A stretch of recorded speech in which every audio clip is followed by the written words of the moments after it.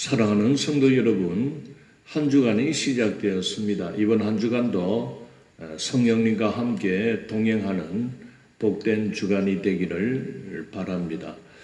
거룩하신 하나님 은혜를 감사합니다. 추석 연휴를 잘 보내고 주일을 잘 지키며 또 새로운 한 주간을 시작하게 하시니 감사합니다. 이번 한 주간도 주의 말씀 읽고 쓰며 주의 말씀을 늘 가까이 하는 삶을 살아가게 해 주옵소서. 오늘도 주의 말씀과 함께 살아가게 하여 주옵소서.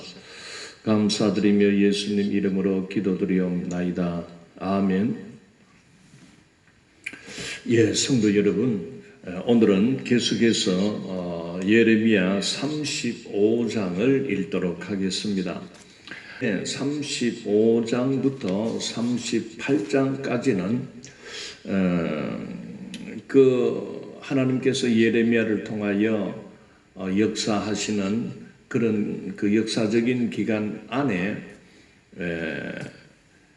꼭 하나님의 말씀을 기록하고 해야 할 그러한 그 빠진 부분들을 이렇게 35장, 36장에서 또 37장, 38장까지 이렇게 추가한 내용들입니다. 그래서 오늘 35장에서는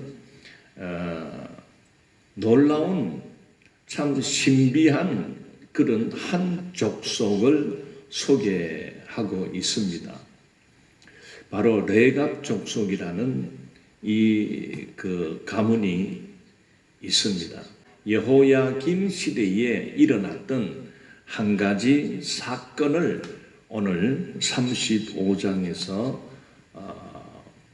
나타내고 있습니다. 그리고 레갑 족속을 이렇게 들어서 그 말 듣지 않는 범죄하고 해결치 않는 그 유다 민족과 대비를 시키면서 하나님께서 강하게 말씀을 주고 있는 내용입니다. 자, 35장 오늘은 1절부터 11절까지 읽도록 하겠습니다. 1절 유다의 요시야 왕의 아들 여호야김 때에 여호와께로부터 말씀이 예레미야에게 임하여 이르시되, 바로 여호야김 때라는 것은 지금 마지막 망할 때의 왕인 시드기야 왕으로부터 10년 전에 있었던 왕입니다. 자, 2절 너는 레갑 사람들의 집에 가서 그들에게 말하고 그들의 여호와의 집 한 방으로 데려다가 포도주를 마시게 하라 하시니라. 하나님께서는 예레미야 선지자를 통해서 레갑 사람들의 집에 가라는 것은 바로 레갑 자손들이 살아가는 집에 찾아가서 그들을 초청하라는 겁니다. 바로 어디로 초청하라는 말입니까? 여호와의 집, 즉 성전에 있는 한 방으로 데려다가, 여기서 보면 그 성전에는 많은 방들이 있습니다. 에스겔이 나타낸 말씀을 보게 되면은 약 한 30개의 그 방들이 있었다고 합니다. 물론 그 성전에 무슨 이렇게 방들이 많으냐라고 의문을 가질 수가 있지만은 그 방들의 역할들이 있습니다. 첫째는 바로 하나님 앞에 그 번제를 드리거나 또 여러 가지 제사를 드리기 위한 그 도구들이 보관되는 그런 방들이 있습니다. 창고의 역할을 하는 거죠. 그리고 그 레위 제사장들이 돌아가면서 그 성전 일을 하고 또 거기에서 또 이렇게 숙식을 하게 됩니다. 그리고 매일 밤에는 또 그 성전을 지키는 경비, 이러한 모든 일들을 하기 위해서는 또 그들의 숙소로 사용되는 방들도 있는 것입니다. 그리고 제사장들이 역할에 따라서 어떤 사무 용도로 사용하는 그런 업무를 보는 그런 방들도 있고, 업무를 보는 방들이 있게 되는 것입니다. 그렇다면 이제 오늘은 그 하나님께서 예레미야를 통해서 레갑 자손의 후손들을 초청해서 여호와의 집 한 방으로 데려다가 포도주를 마시게 하라 하시니라. 이 포도주를 마시게 하라는 것은 어떤 접대를 하기 위해서 한 방을 예비해 두게 되는 것입니다. 자, 여기서 우리가 하나 알아야 될 것은 레갑 사람들의 집이라는 말이 나옵니다. 즉 레갑 족속이라는 그 후손들이 그 예루살렘 도성 안에 지금 함께 살고 있다는 것을 보게 됩니다. 이 레갑 사람들의 조상이 과연 어디서부터 출발을 하느냐면은 아브라함에게 그 자식을 낳아준 부인이 여자가 3명이 있습니다. 그래 아브라함이 원래 본부인이 사라 아닙니까? 그래 아브라함이 그 본부인을 통해서 100세의 아들을 하나 낳는데 그게 이삭입니다. 그런데 아브라함이 100세가 되기 전에 85세 정도 돼가지고 하나님 앞에 내가 하나님 말씀 순종해서 이렇게 가나안 땅에까지 왔는데 75세에 저를 불러가지고 자식 준다 했는데 10년이 넘도록 왜 자식이 없습니까? 하면서 그렇게 하소연을 하니까 또 뭐 하나님께서 너의 본부인을 통해서 내가 줄 때까지 기다리라 하이마. 그래 그 시대에는 그 자식 보는 게 인생의 최고의 목표입니다. 그러다 보니 세월은 자꾸 가는데 하나님은 언제 줄지도 모르겠고 그러다 보니 그 본부인 사례가 고만마 암달이 났습니다. 그러다 보니까 자기는 막 알을 못 낳는 줄 알고 그 몸종인 그 애굽 여종 하갈입니다. 그래서 몸종을 막 대신 그렇게 아브라함에게 붙여준 겁니다. 자기는 자식을 못 놓으니까 막 그 여종을 품어서 아이를 하나 이제 얻기 위해서. 그리고 몸종의 아이를 뭐 바로 낳아버렸습니다. 그게 이스마엘입니다. 이제 그래서 지금 지금까지 중동의 그 이스라엘과 그 주변 이웃 국가들 관계에 어떤 그런 긴장 관계가 늘 유지되는 것은 바로 그 집안 싸움입니다. 한마디로 말해서 네가 맞으냐 내가 맞으냐. 그래 이스라엘 민족은 하나님이 약속한 자식은 우리다. 근데 너는 여종의 아들 아이가 먼저 태어났지만은 그리 정통성이 없다 막 그렇게 주장하고 다른 그 아랍 부족 국가들은 다 그 이스마엘의 후예들이기 때문에 우리 민족이 그래도 먼저 태어났으니까 형이다. 이렇게 이제 그 형제 싸움입니다. 따지고 보면.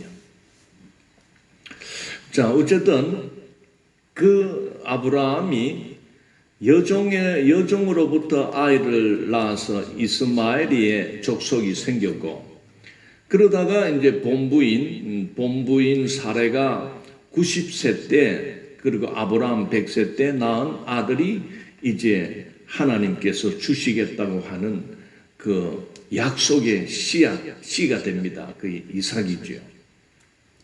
그러다가 또 이제 본부인이 죽게 되고, 그러다 보니 이 아브라함이 후처를 하나 더 낳았습니다.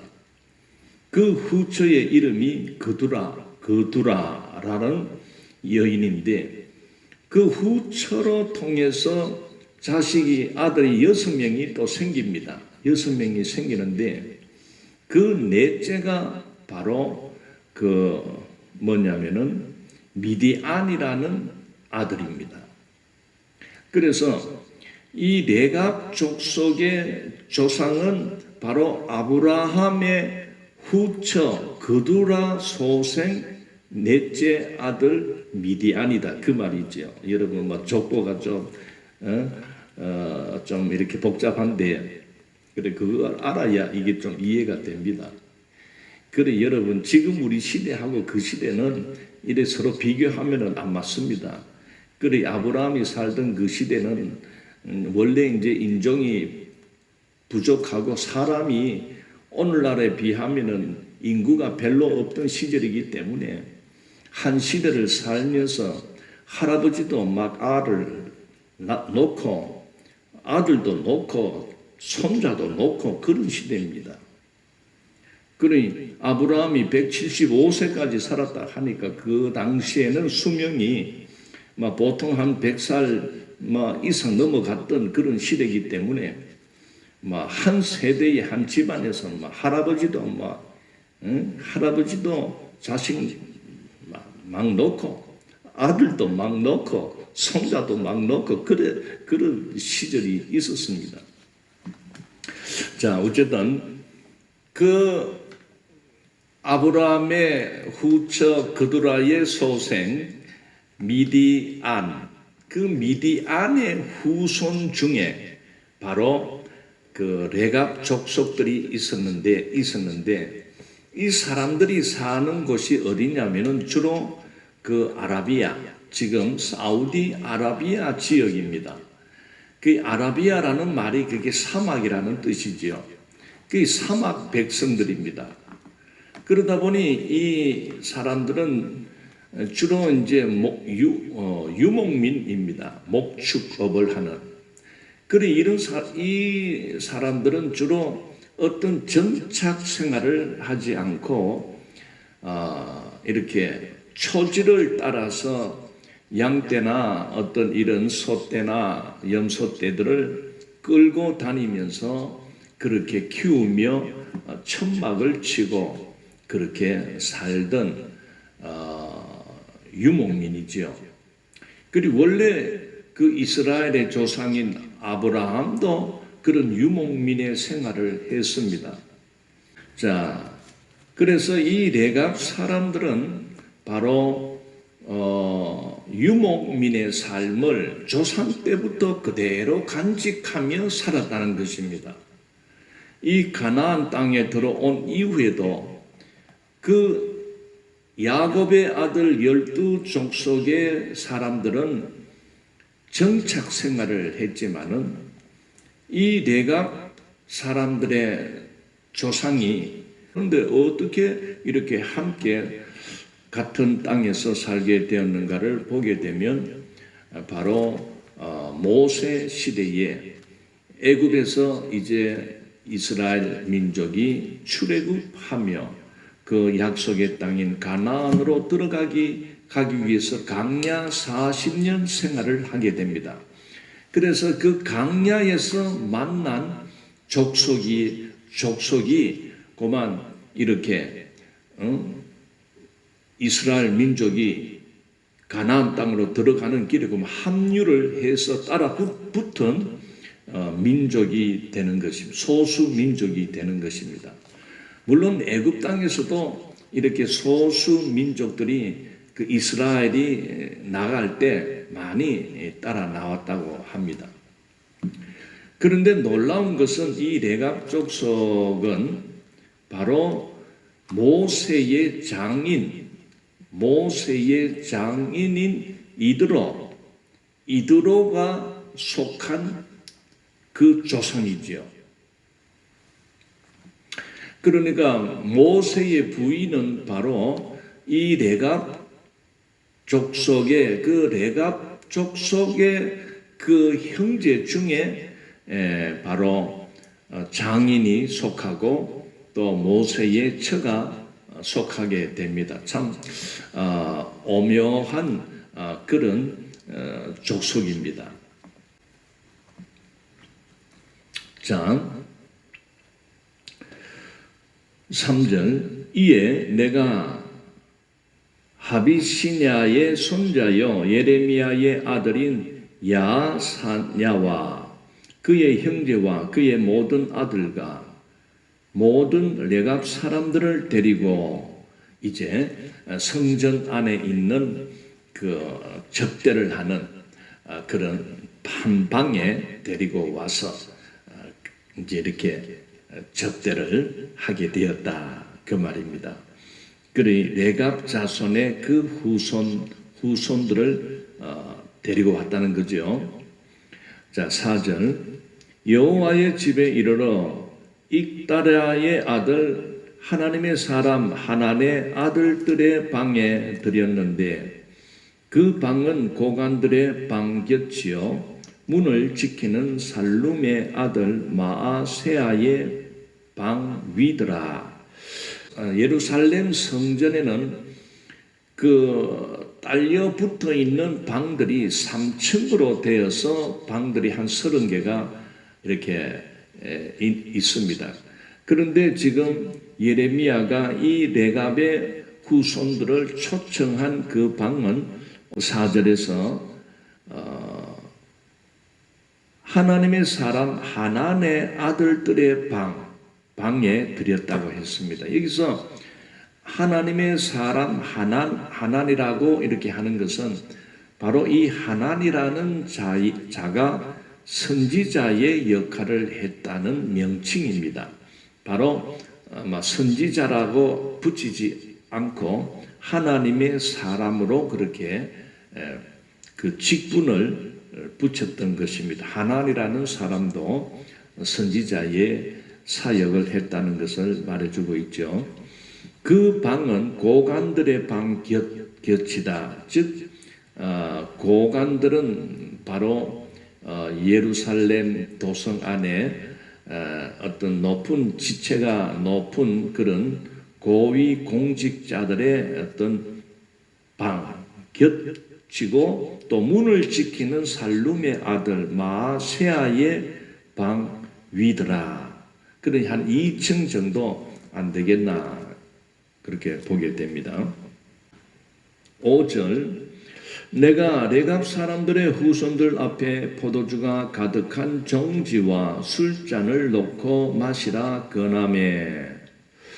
자, 여기서 5절에서 그들을 초청해 놓고 그리고 포도주가 담긴 그런 정지와 술잔을 놓고 마십시오 이렇게 권했다고 합니다. 바로 이것은 선지자가 어떤 예레미야가 선지자의 자격으로 이렇게 어떻게 보면 명령을 하는 것과 같습니다. 어떤 반드시 마셔야 됩니다. 왜? 하나님께서 마시게 하셨습니다. 어떤 이런 의미를 내포하고 있습니다. 자, 그런데 보십시오. 6절에서 그들이 이르되 우리는 포도주를 마시지 아니하겠노라. 레갑의 아들 우리 선조 요나답이 우리에게 명령하여 이르기를 너희와 너희 자손은 영원히 포도주를 마시지 말며.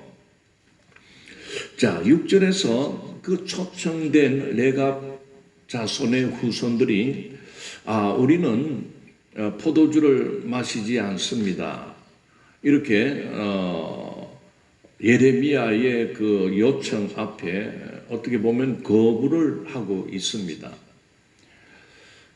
그러면서 왜 우리가 이렇게 포도주를 입에도 대지 않느냐 하면 바로 우리들의 조상 중에 요나답이 있습니다. 요나답이라는 우리의 한 300년 전에 살았던 조상이 우리 가문을 향해서 너희는 영원히 포도주를 마시지 말라고 했기 때문입니다. 이렇게 말을 합니다.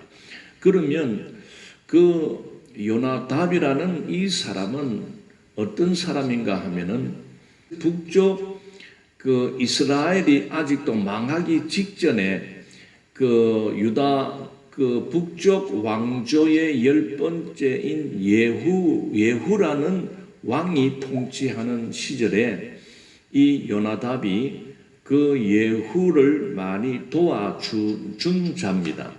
즉 예후는 그 북이스라엘에 만연된 그 우상 숭배 이것을 퇴치하고 또 그런 우상의 신상들을 이렇게 그 무너뜨리고 했던 아주 그런 정치적으로나 종교적으로 그 하나님 중심적인 그런 왕이었습니다. 그래서 이 요나답이 어떻게 발탁이 되었는지는 뭐 소상한 것은 잘 모르겠지만은 어쨌든 그 예후 왕을 많이 도와주었다라는 그런 기록이 성경에 나오고 있습니다. 자, 7절에 가보겠습니다. 너희가 집도 짓지 말며 파종도 하지 말며 포도원을 소유하지도 말고 너희는 평생 동안 장막에 살아라. 그리하면 너희가 머물러 사는 땅에서 너희 생명이 길리라 하였으므로. 자, 그 요나답이라는 레갑의 후손 중에 요나답이라는 이 사람은 굉장히 어떤 자기들의 그 조상들이 전통적으로 유목민으로 살아왔던 것을 그 이스라엘 민족에 합류되어서 따라 그 가나안 땅에 들어갔지만은 이스라엘 민족은 바로 그 땅에 그 정착하며 땅을 나누어 이렇게 살면서 성읍을 짓고 집을 짓고 그렇게 했습니다. 정착 생활로 들어갔던 것입니다. 그런데 이 레갑의 후손들은 같이 그 가나안 땅으로 들어갔지만은 그들은 어떤 집을 짓거나 막 그러지 않고 원조상 때부터 유목민으로 살았듯이 그냥 들판이나 또 이렇게 초지가 있는 그런 곳을 택해서 그저 노숙하는, 즉 텐트를 치고 그냥 들판에서 이렇게 살면서 양을 키우고 또 염소를 키우고 또 소를 키우는 이런 유목 생활을 유지해 왔다는 것을 보게 됩니다.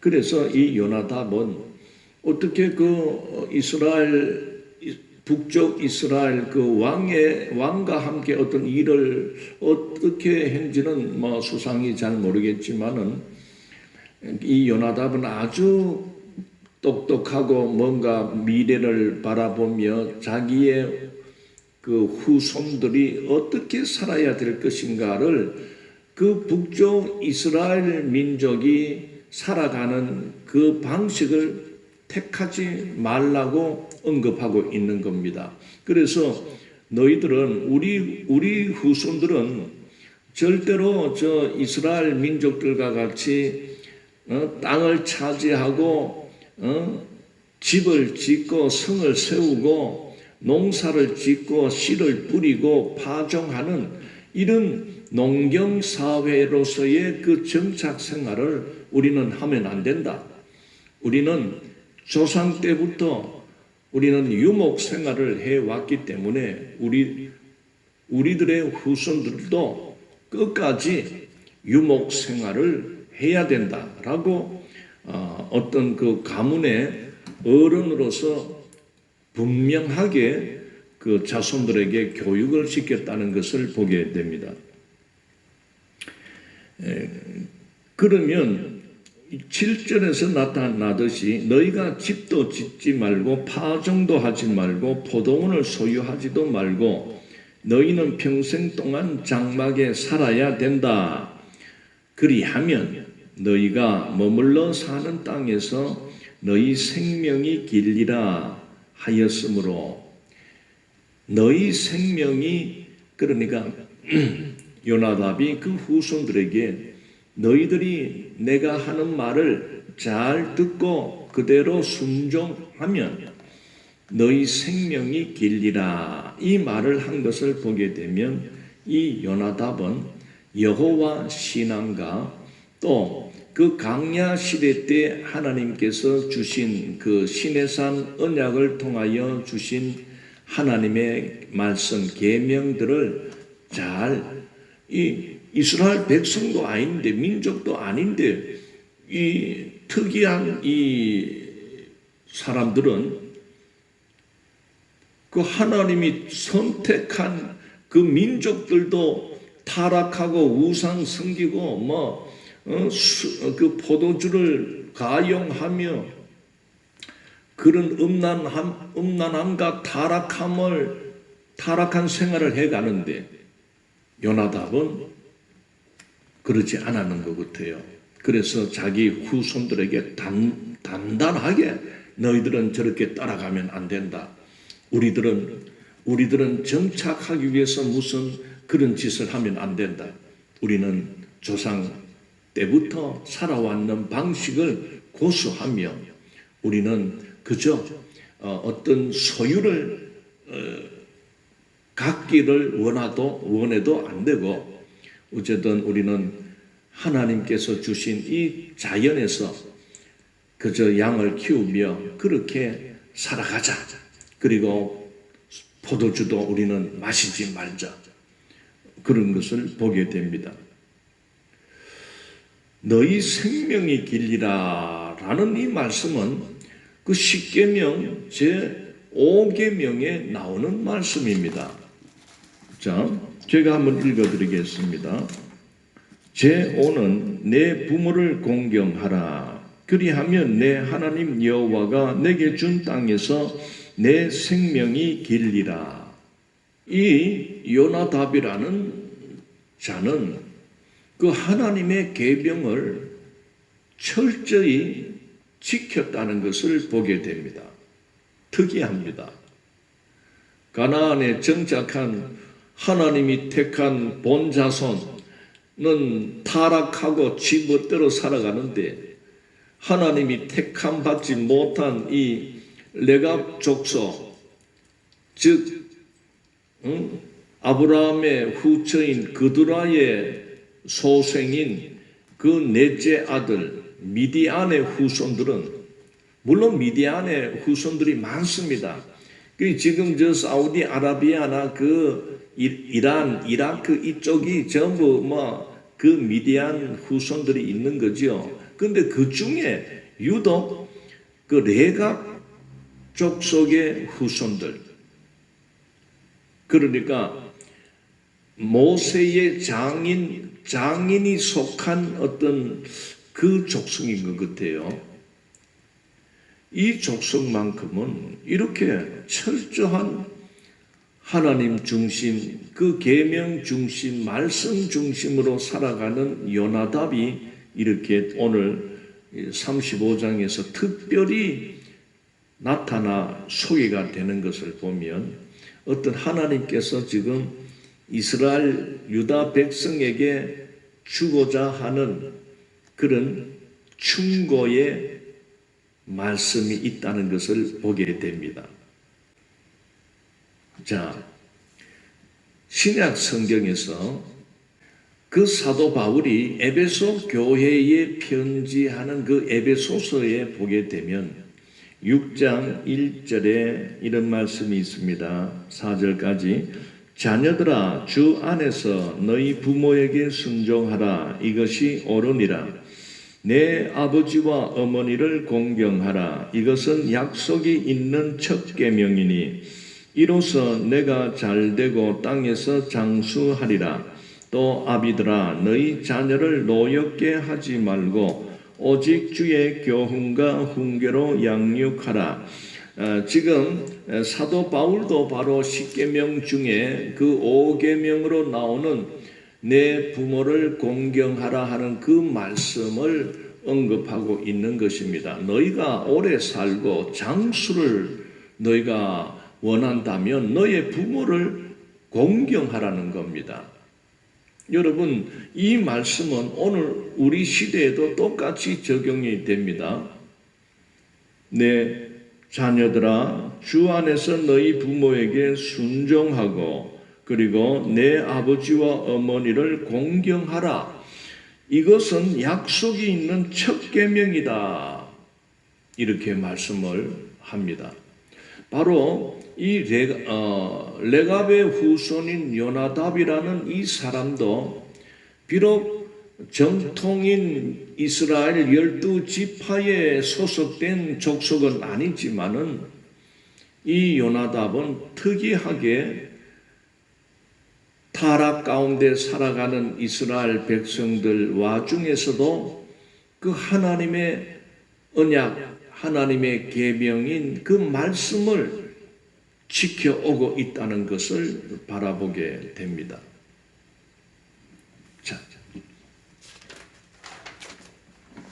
8절 우리가 레갑의 아들 우리 선조 요나답이 우리에게 명령한 모든 말을 순종하여 우리와 우리 아내와 자녀가 평생 동안 포도주를 마시지 아니하며 살 집도 짓지 아니하며 포도원이나 밭이나 종자도 가지지 아니하고 장막에 살면서 우리 선조 요나답이 우리에게 명령한 대로 다 지켜 행하였노라. 자, 8절에서 10절까지는 바로 우리가 앞에서 읽었던 그 예레미야가 그들을 초청해서 포도주를 마시라라고 이렇게 권할 때에 그들은 우리는 마시지 않습니다라고 6절, 7절에서 그 했던 말을 되풀이하고 있습니다. 그러니까 6절, 7절은 우리 선조 요나답이 이렇게 하라고 말했습니다 라고 한 부분이고, 그 다음에 8절, 9절, 10절에서는 이제 우리 후손들이 그 말을 듣고 그 말대로 순종하며 지금까지 지키고 있습니다. 그런 표현인 것입니다.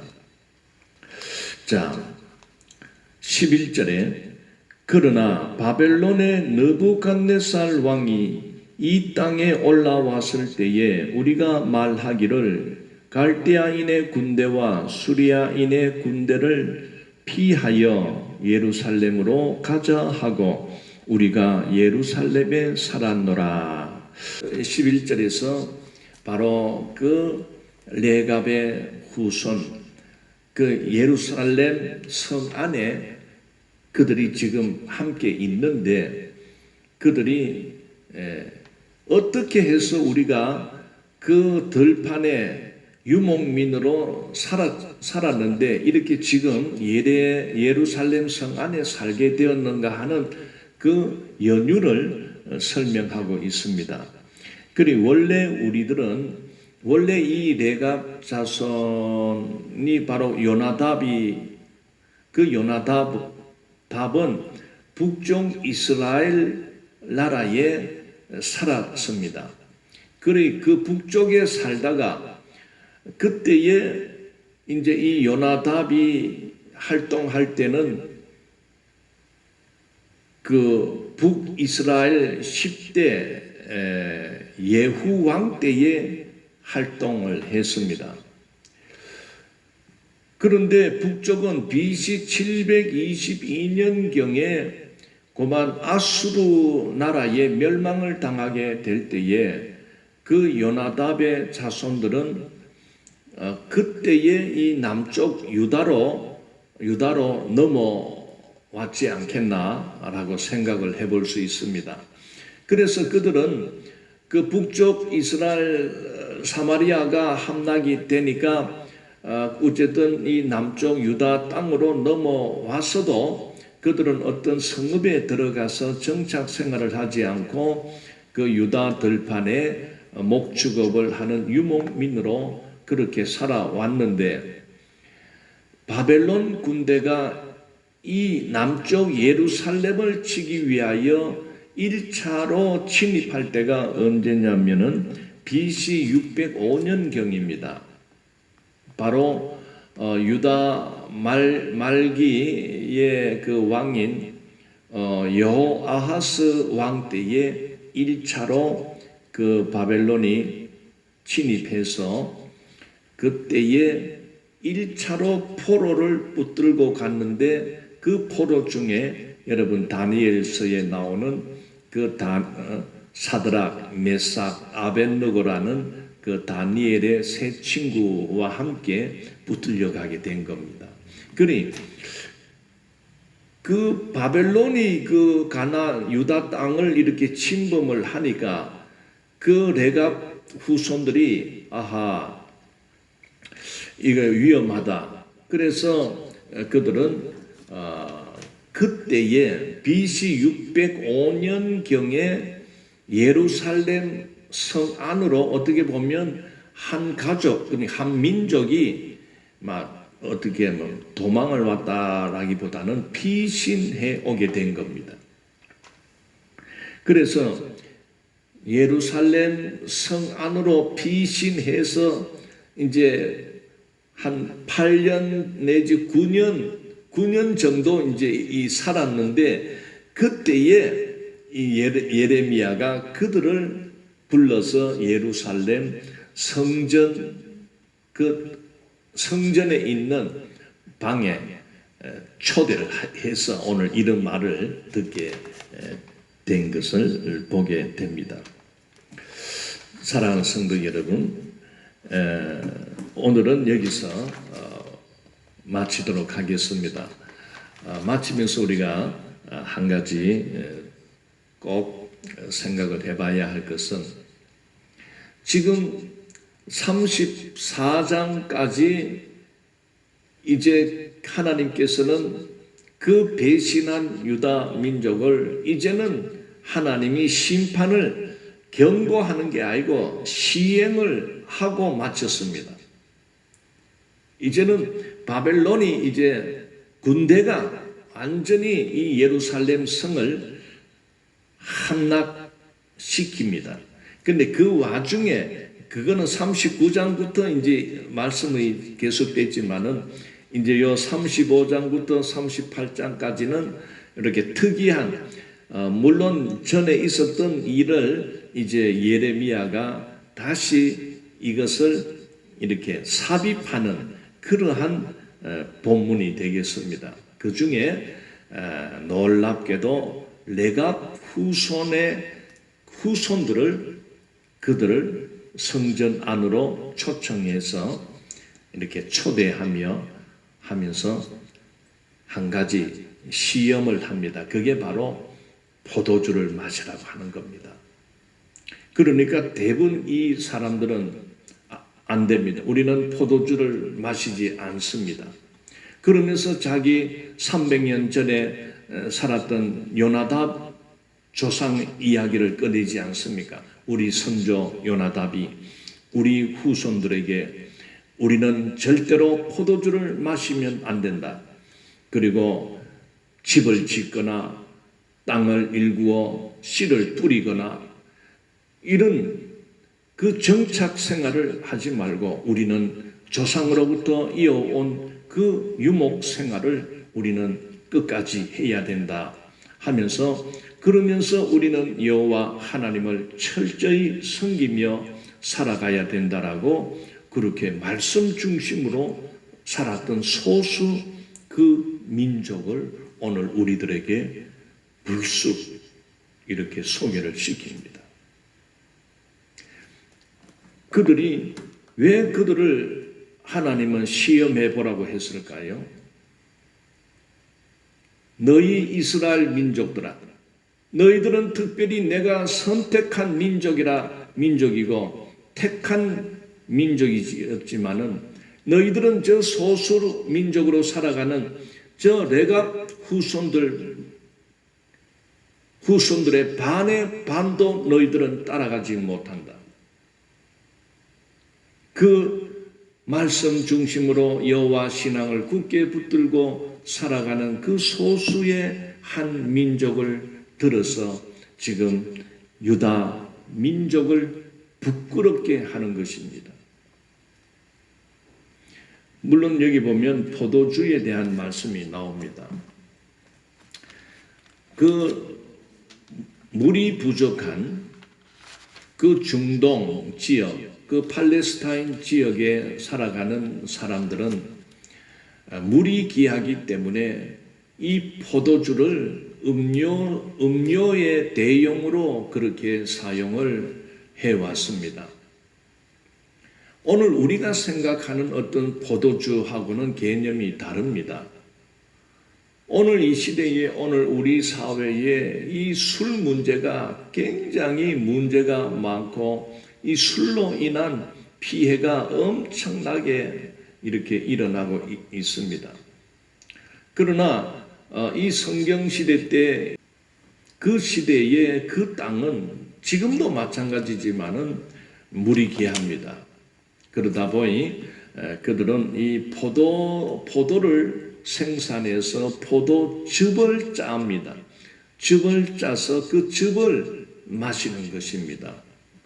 오늘날 우리가 생각하는 포도주, 알코올 도수가 있는 그런 술의 종류가 아니고 포도에서 발효된 그 포도즙을 그렇게 일상에서 사용을 했는데, 특히 어떤 잔치라든지 또 이런 어떤 손님을 초대하거나 또 제사를 드릴 때 제사의 용품으로 또 사용되기도 하고, 그리고 특별히 성경은 나실인으로 구별된 자들에게는 아예 그 포도주를 입에도 대지 못하게 했습니다.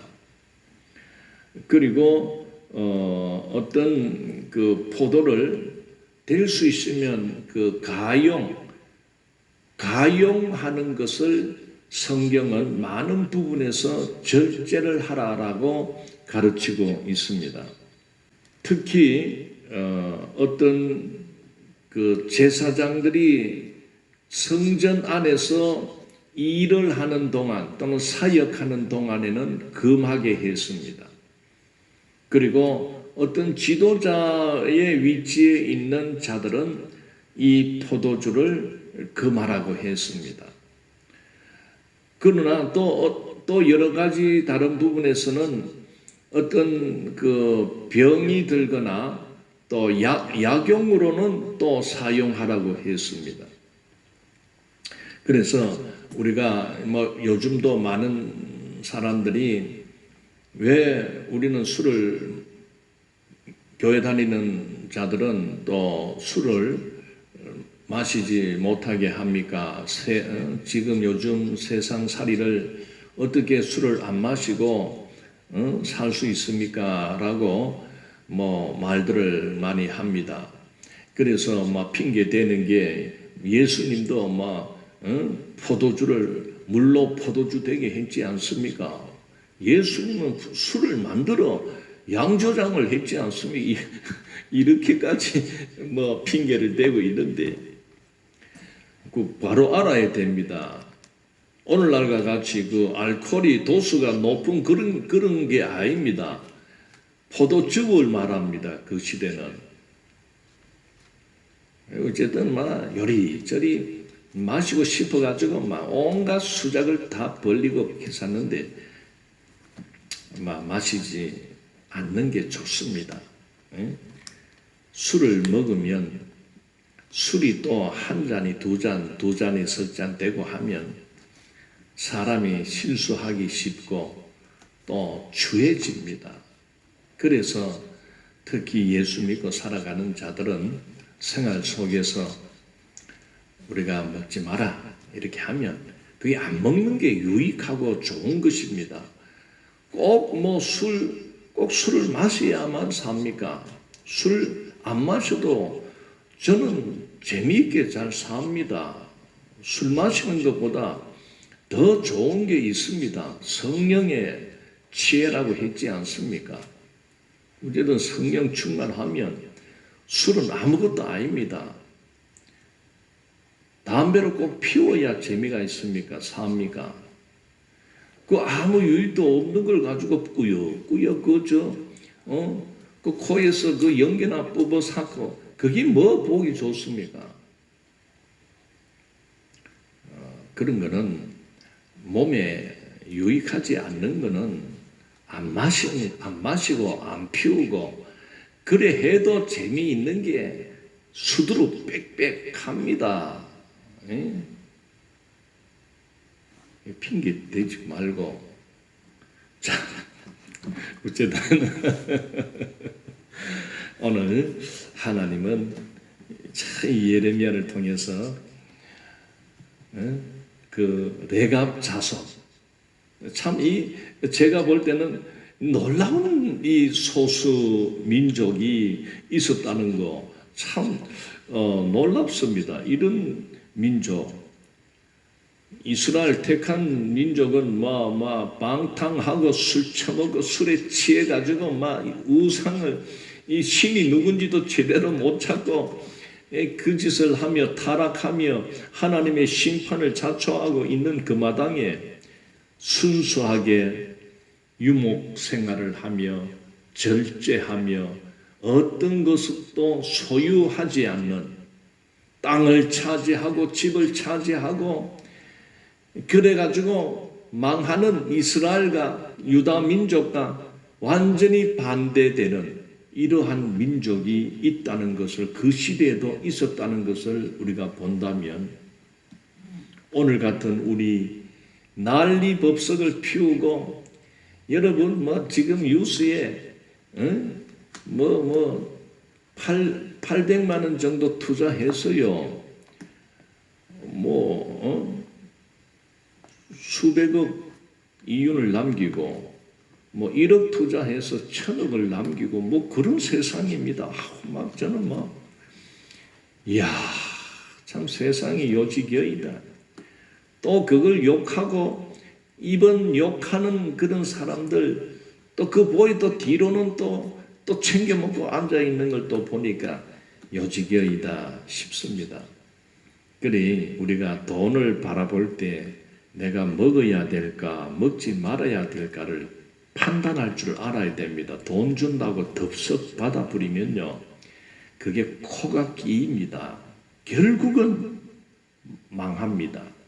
보십시오. 지금 망하는 사람들 지금 많습니다. 그래 우리는 정신을 차리고 돈 준다고 덥석 물지 말고 내가 받아야 될 것인가 받지 말아야 될 것인가를 분별해서 그렇게 지혜롭게 살아야 이 레갑 자손들처럼 생명이 깁니다. 장수하게 됩니다. 유다 민족은 망하지만은 이 민족은 그 땅에서 계속 삽니다. 이러한 은혜가 여러분들에게도 있기를 바랍니다. 거룩하신 하나님 은혜를 감사합니다. 우리들도 이 환난 가운데서도 요동치지 말며 오직 주님 바라보며 주님만을 기다리며 살아가는 레갑 족속들이 되게 하여 주옵소서. 감사하며 예수님 이름으로 기도드리옵나이다. 아멘.